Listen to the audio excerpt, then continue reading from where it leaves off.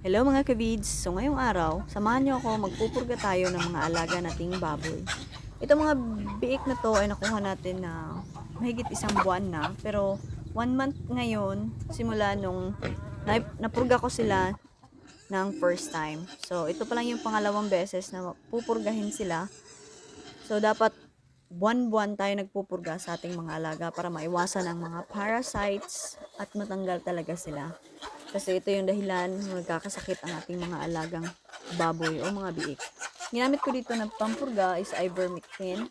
So, naglagay lang ako ng konting pagkain. Nasa mahigit kumulang kalahati ng tabo. Usually, yung pinapakain ko sa kanila is 1.5 na tabo, which is 1.3 kilos ng pagkain. So, ganun karami yung kinakain nila na normal.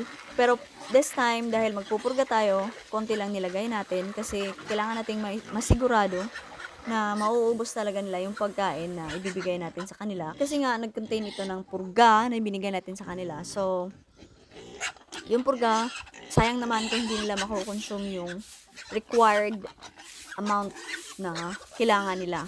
So, based naman sa estimate na kanilang body weight, kasya na sa kanila yung isang sachet ng ivermectin na ginamit natin. So,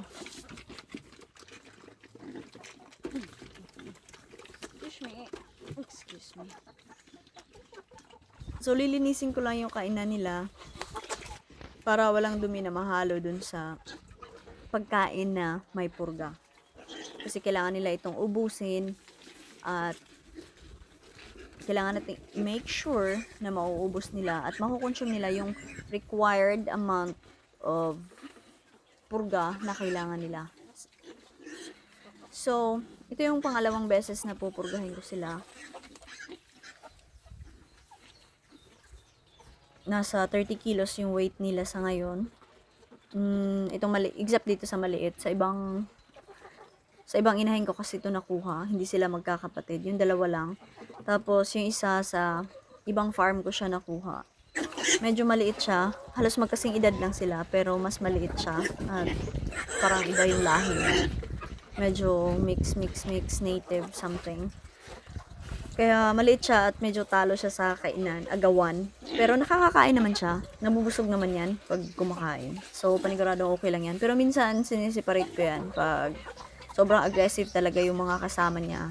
Binibigyan ko siya ng ibang pagkain dun sa tabo or dun sa maliit na balde.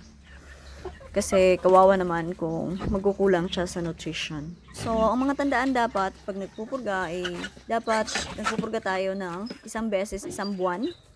At kung nagpurga tayo ng maliliit na biik, yung first time natin sila purgahin, kailangan na hindi sila mababasa ng 2 or 3 araw. Bawal silang paliguan sa loob ng 2 o 3 araw. Pwede pa rin naman silang uminom dyan sa nipple drinker nila. Okay naman yon as long as safe at malinis yung tubig nilalagay natin doon sa nipple drinker. Or sa tubigan nila kung wala kayong nipple drinker. Kailangan lang natin masigurado na maubos nila yung pagkain. So, kita nyo naman yung wallowing pond nila. Dapat may tubig yan. Pero sa ngayon, I kept it dry para hindi sila mabasa. Bukas, pwede na silang paliguan. So, ito yung ginamit ko, ivermectin. Ito yung malaking sachet. Dalawa kasi to. May maliit at saka malaki. So, tingnan nyo na lang dyan sa likod yung live weight, yung estimated na live weight na inyong baboy at para ma-determine niyo kung ilang sachet ang kailangan mo para sa number of heads ng baboy mo. So, ito yung tabo na ginamit ko. Wala pa sa kalahating kilo yung laman nung kinakain ko sa kanila. So, thank you so much for watching guys and I hope na may natutunan kayo sa video to and if you find this video helpful, please like and makakatulong po sa amin pag nag-subscribe kayo. At sana po ay makatulong pa kami sa inyo sa susunod na mga videos. Thank you so much for watching and have a good one.